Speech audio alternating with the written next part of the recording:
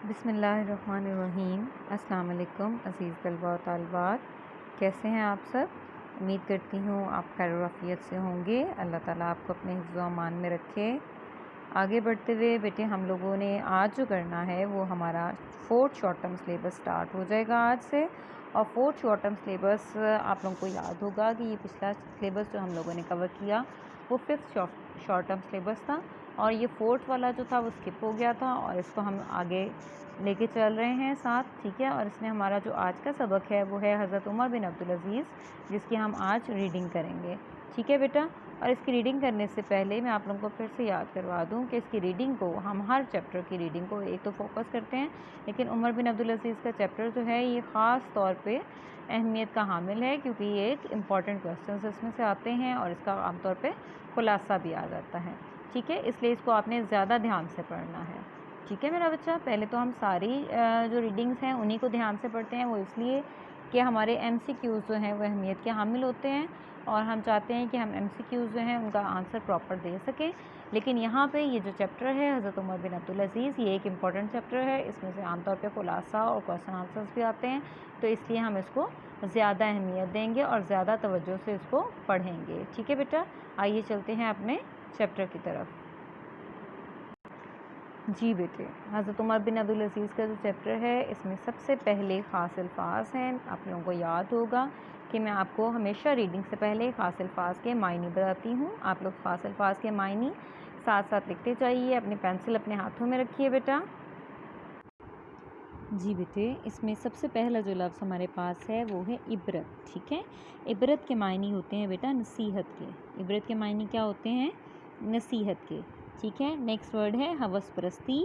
ہوس پرستی کہتے ہیں لالچ کو یا بری عادتوں کو، لالچ یا بری عادتیں، ٹھیک ہے۔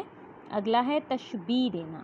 تشبیہ دینے کا سے مراد ہوتی ہے آپ کسی چیز سے اس کا تعلق جو ہے کسی دوسری چیز سے جوڑیں یا کسی چیز کے مانند قرار دیں، تو وہ تشبیہ ہوتا ہے، ٹھیک ہے۔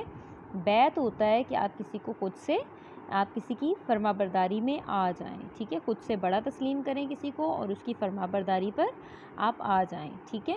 صیغہ راز، صیغہ راز کہتے ہیں کسی کو نہ بتانے والی بات۔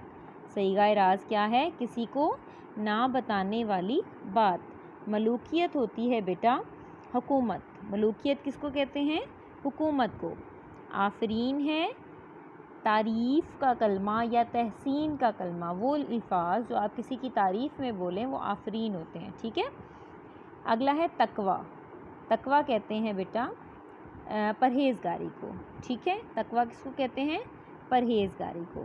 بیت المال، بیت المال سے مراد ہوتا ہے بیٹا وہ مال جو خرچ کیا جائے لوگوں کی بھلائی کے لیے۔ بیت المال وہ مال ہوتا ہے جو لوگوں کی بھلائی کے لیے خرچ کیا جائے، ٹھیک ہے۔ جزیہ، جزیہ اس ٹیکس کو کہا جاتا ہے جو نو مسلموں پہ عائد کیا جاتا ہے۔ نو مسلم یعنی جنہوں نے نیا نیا اسلام قبول کیا ہے ان پر جو ٹیکس لگایا جاتا ہے اس کو جزیہ کہا جاتا ہے۔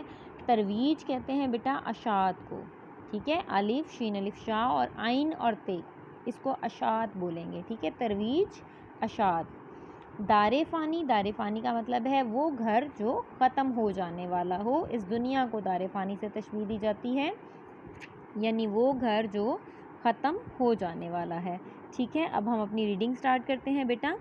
یہ دنیا خیر و شر کی لاتعداد مثالوں سے بھری پڑی ہے، اس میں کوئی شک نہیں کہ دنیا میں خیر کی بھی متعدد مثالیں موجود ہیں اور شر کی مثالوں کی تعداد بھی کسی طور کم نہیں۔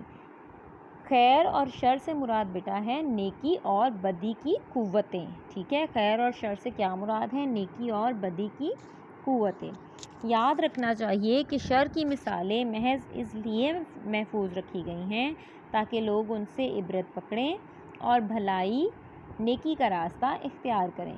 یہ بات نہایت اہم ہے کہ اگر کوئی انسان اپنی ذاتی صفات کی بنیاد پر زندہ سلامت ہے تو اس کی وجہ اس کے اعمال خیر ہیں۔ خیر ایک چراغ ہے جو جہالت، گمراہی، خود غرضی، ظلم اور ہوس پرستی کے اندھیروں میں ہدایت، سلامتی، سکھ اور محبت کی روشنی پھیلانے کی ضمانت ہے۔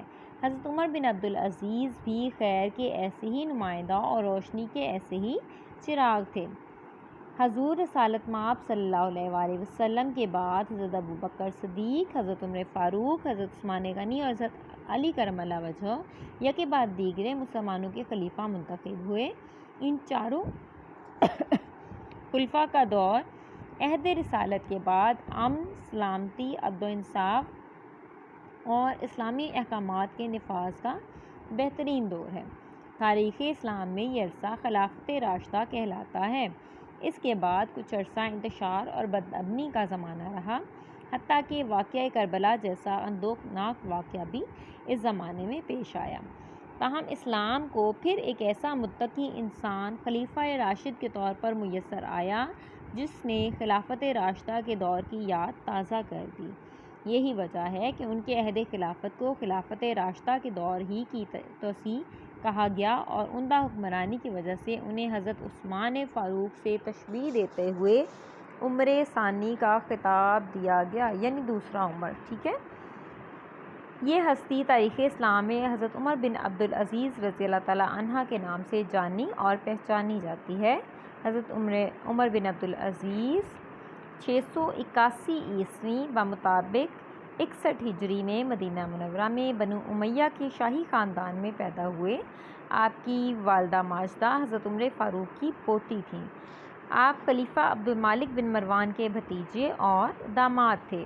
آپ نے تقریباً 40 برس کی عمر میں 721 عیسوی بمطابق 101 ہجری میں وفات پائی۔ آپ رحمۃ اللہ علیہ نے دنیا میں ظاہری طور پر تو بہت مختصر عمر پائی، مگر اپنے ایمان، سچائی، انصاف پروری، دینداری، رحمدلی اور لازوال اخلاقی جرأتوں کی وجہ سے ابدی زندگی سے نوازے گئے۔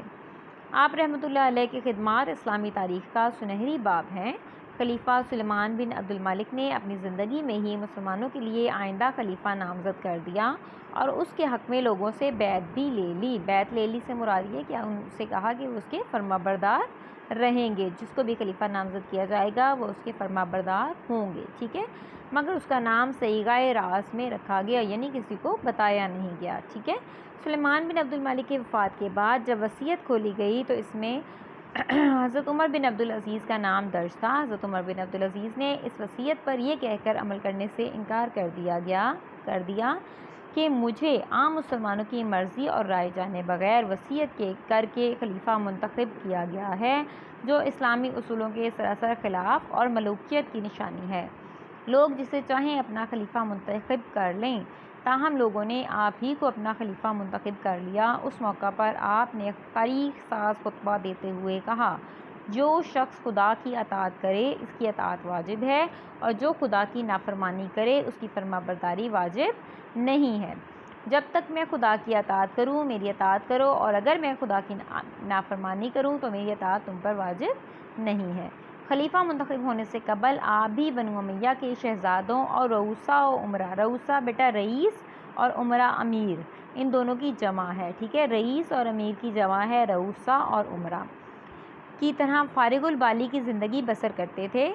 فارغ البالی سے مراد یہ ہے کہ امیرانہ زندگی بسر کرتے تھے، جس میں آپ کام نہیں کرتے تھے، صرف اور صرف اس کو انجوائے کرتے تھے زندگی کو۔ ٹھیک ہے، ان کی ایک ادنا مثال یہ ہے کہ آپ جو لباس ایک بار پہن لیتے تھے وہ دوبارہ زیب تن نہ کرتے، مگر قربان جائیے کہ جب مسلمانوں نے حضرت عمر بن عبدالعزیز کو خلافت کی ذمہ داری کا اہل سمجھا تو آپ نے ایک رات میں، صرف ایک ہی رات میں آپ بالکل بدل گئے، امیرانہ لباس اور شاہی طور طریقے ترک کر کے فقیری اختیار کر لی اور پرہیزگاری کی ایسی نادر مثال قائم کی کہ امت مسلمہ آج تک کسی ایسے دوسرے حکمران کو ترس رہی ہے۔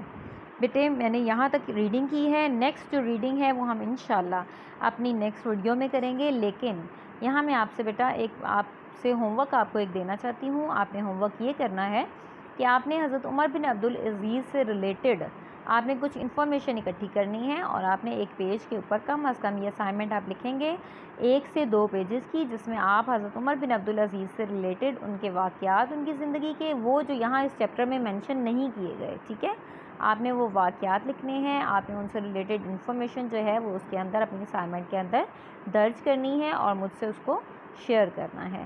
ٹھیک ہے بیٹا، اپنا بہت خیال رکھیے گا، اللہ تعالیٰ آپ کا حامی و ناصر ہو۔ اللہ حافظ۔